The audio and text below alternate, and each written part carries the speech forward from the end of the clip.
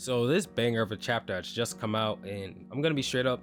This is what peak Jujutsu Kaisen is to me. From the insane hands being thrown from Hakari and Uraume, to what Uraume says to Hakari and the implications of it, all the way to Sukuna and Higuruma's interactions in the chapter. There's tons to break down, and there's especially a key similarity between both Sukuna and Kenjaku that comes up when they think of Higuruma. So I do want to go over that as well. With that being said, I'll be breaking down this entire chapter into heavy detail, and if you enjoy content such as this, feel free to leave a like and subscribe. And now, let's get into this chapter, man. It's great.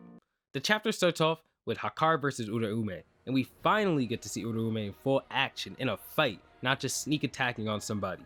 And it feels great saying this because she certainly did not disappoint.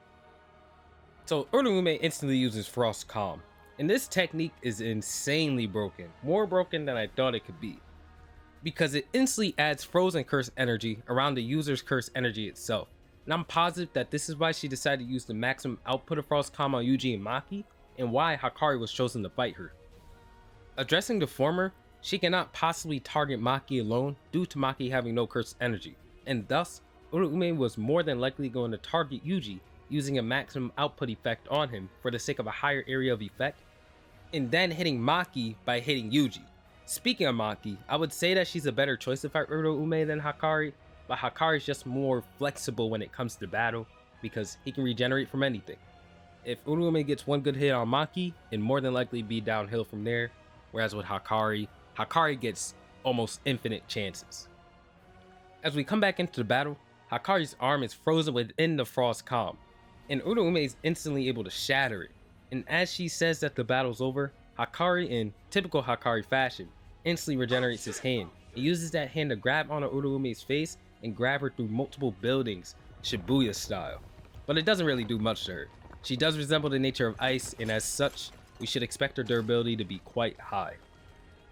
Uraume comes out the debris and says that his healing is so extraordinary. It's to a point where it surpasses both Gojo and Sukuna. And well, although this is quite obvious, most people would have argued otherwise before this, and can you really blame them? I will say that Hakari does get a lot of praise in this chapter, and this is one of those moments. It's quite refreshing because we haven't seen him do much since his fight with Kashimo, so people were beginning to sleep on him.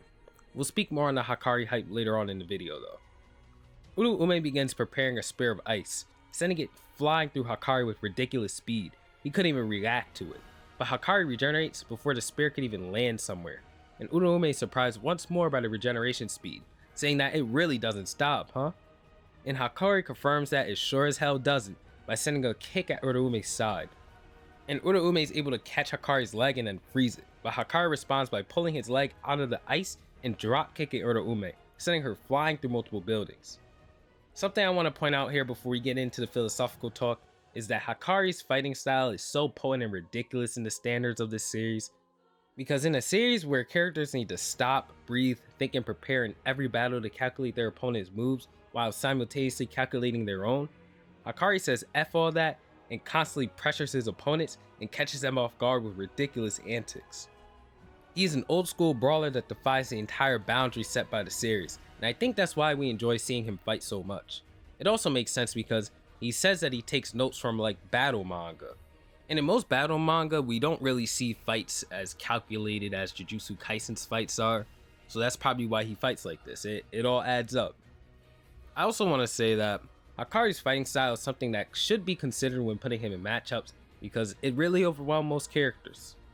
I mean, even when he was fighting Kashimo, go count the amount of times that Kashimo was able to land a direct punch or kick on Hakari while he was in the jackpot state in the 5 to 6 chapters of their fight, and you'd be quite surprised.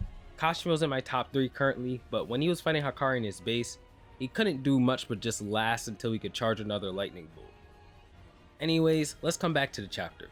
As Hakari puts his shoes back on, Uraume begins to speak once more, saying, "Modern sorcerers have the mind of trying to be human. They tell themselves not to break things to keep their human nature while their abilities grow within them. But that human nature is the weakness of fearing loneliness." Now, I'm gonna be straight up. I know people are gonna skip over this or just not understand it, so I'll break it down. What Uraume is conveying to Hakari here is that the difference between people like Sukuna and Yuji is that Yuji doesn't allow himself to cut loose and go all out for the sake of staying human and retaining his morals, whereas Sukuna does whatever he wants in battle. cutting completely loose and destroying everything around him for the sake of the battle. In that manner, he truly is a natural disaster, a calamity. Sukuna exists, and his existence destroying the things around him are only natural. And when Uraume says that human nature is the weakness of fearing loneliness, I believe that they actually have a point here. I'm not sure how to put this in a way that isn't going to get some edgy teenagers upset in the comments, but people tend to follow rules because they want to fit into society and the groups that surround them, and that's okay. The result of not following the rule set of a group or place tends to result in being removed from said group or place one way or another, right? And people don't really want that because they don't want to be alone. They want to be around people that are just like them. So most will listen and comply. And if you think about it, this is what has happened to Sukuna in the modern age. Due to his atrocities, he's become completely ostracized from the modern age despite him existing within it. People have their own preconceived notions about him, and he just goes along with them. Nobody in the modern age attempts to really speak to him or ask him anything about himself because he's a monster, and an uncontrollable one at that. They label him whatever they perceive him as and do not treat him as a human. Even the audience of the series has had a hard time accepting that Sukuna was a human because he was so cursed-like it was unreal. But even then, it's not like he cares about any of this. He simply lives as he does, and this is the consequence he deals with for doing so. But again, he's more than satisfied with such a consequence if it allows him to embrace his true nature and love for battle. And after Uraume says what she says to Hakari, she cuts loose, bursting the pipes below by freezing some of the water within them, and says that Hakari does lack this same weakness of fearing loneliness. And it makes sense. Hakari was suspended for a long time for beating up one of the higher ups at Jujutsu High, and he really didn't care to be at his illegal fight club thing on the side for however long he was there. As Hakari is the Chris McClane of Jujutsu High, and is at his hottest when helping his friends, it all adds up really.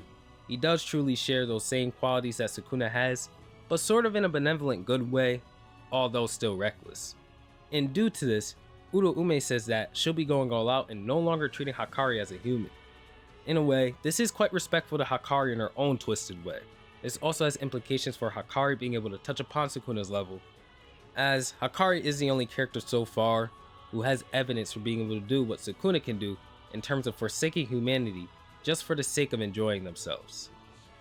Hakari does point out that Yuta has mentioned this same kind of talk to him, most likely referring to his battle with Ryu and Uro, and Hakari states that he has heavy admiration for Yuta, as he's a man of action and never wastes his words. He prompts Uraume to continue the battle, and round 2 begins. We come back to the court case, where Higuruma is essentially breaking down his case of judgment as to why Sukuna should be found guilty of the Shibuya massacre rather than Yuji, and Sukuna just cuts them off. Right, let's skip all the long dialogue, it's pointless because Sukuna makes it all irrelevant, and he then says that he does not care to hear what Higuruma has to say. He just wants Higuruma to pull out the executioner's blade and to end this case already. So about Sukuna being interested in the sword, which is pretty cool to me, I want to point out that Kenjaku has also displayed a special interest in Higuruma. This could imply that he has something to do with their plan, or that Sukuna may have informed Kenjaku of Higuruma during the time skip, or really anything. The fact that these two characters, these two who have found the majority of the cast to be so boring, weak, or useless, both find Higuruma in one way or another to be a pretty interesting person. It's cool. It's kind of enticing. You have to admit that there's something going on here, but we'll have to see. It is something to take note of though. As Sukuna is given the guilty verdict, he's slammed with both confiscation and death penalty, and the domain is now closed. Higuruma is given the executioner's blade, and him being the genius he is, essentially breaks down what should happen from here on out. He surmises that Sukuna likely lost the 10 Shadows ability from fighting Gojo, and that the entire shrine technique will be hit with confiscation due to this. And with Sukuna being unable to use his cursed technique, Higuruma finishing the battle with the executioner's blade should be simple. The chance of victory has finally emerged, and thus the other sorcerers will enter the battle and assist Higuruma in defeating Sukuna. These sorcerers being Ino, Choso, and Kusakabe. And I have to admit defeat here, Ino fans. No more random fodder mass, dude. The fact that Ino's here on the battlefield, it means that he's considered to be a valuable enough player to fight Sukuna. It says a lot, and he most likely is on grade 1 level at this point, so he has earned my respect. As Higuruma prepares to strike, a question replays in his head. This question being if Higuruma wants to die. This could be two things. First, it could be Yuji. In my chapter 244 review, I mentioned that Yuji had a sad reaction to seeing that Higuruma wanted to be the first to go out and fight Sukuna. And if you remember, Higuruma implied that he no longer valued his own life or had any direction once Yuji obtained his points due to his failure as a lawyer and everything he did leading up to his fight with Yuji. It makes sense though. I even remember a defense attorney who reads Jujutsu Kaisen talking about how Higuruma felt, and he explained that, like Higuruma, people will blame you for failing them in circumstances that you couldn't control, and just many other stressful things that drag you down, but in the end, you have to keep moving forward. Now I remember this thread being on Reddit like last week or so. If you can find it, comment it down below, please. That would be great. I'd pin it and everything. And if not, I'll try and find it and link it down below after finding it. But yeah, I feel bad for Higuruma, and with Yuji being aware of everything Higuruma has dealt with, it wouldn't make sense for him to worry about Higuruma in this manner and ask him this question. Now here's another guess. This is a crazy crack theory, but Sukuna could be asking Higuruma this through his weird memory ability. Higuruma could just be close to death, and Sukuna could be inflicting him with this due to that. We don't know how the ability works, so I can't get into specifics, but it's just a guess. What makes me think that this is possible is that Higuruma was so confident in victory being possible until this popped up, and then it stated that Sukuna and Higuruma both recognized that this chance of victory could be destroyed quite easily. Sukuna, if he said that, could have made Higuruma think that the chance of victory could be destroyed very easily. It does link up. I do believe in, Yuji being the one to say this rather than Sukuna, but I thought it was a decent idea to put out at least.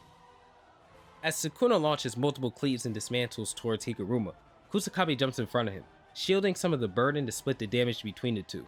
And it's revealed that, since Sukuna had brought in Kamutoke, confiscation was applied to Kamutoke's curse technique rather than Sukuna's, and the chapter ends. So I already know people are going to say that this was plot armor, but the effect that Higuruma's domain would have on a cursed weapon was never really considered by us, the audience, or elaborated on by Gege. I don't even think anybody even thought of Kamutoke being like a factor in this instance, but you have to realize that Sukuna has been alive for many years, has fought many battles, and has Kenjaku on his side, who again has a special interest in Higuruma. If Kenjaku and Sukuna made a plan for this battle at any point during the time skip, this was most likely part of the plan. It also explains why Sukuna decided to have it brought into the fight the moment that Kashimo entered the battle, because he was more than likely expecting to get jumped and deal with Higuruma's domain from the start. However, there are just many holes in terms of the story currently that Gege will more than likely fill as the battles continue and we get the flashbacks and whatnot. So we'll see if my theory of Kenjaku and Sukuna preparing this as a counter to confiscation comes true. There is one last thing I want to address in terms of the story as well. This is an editor's note after editing the entire video. People are complaining that Sukuna hit Higuruma and Kusakabe with his slashes, yet he didn't kill them, although he killed Gojo. Sukuna has stated that if he finds something or somebody interesting, he will toy with them until he is bored of them. He claims that he wants to see Higuruma's sword, thus displaying interest in this chapter. He's holding back so far, he's still screwing around despite the Executioner's blade being there to one-shot him. And yeah, all that links up. With that being said, thank you so much for watching, guys. I always appreciate it. And yeah, I hope you enjoyed the video. Peace out, and I'll catch you guys in the next one.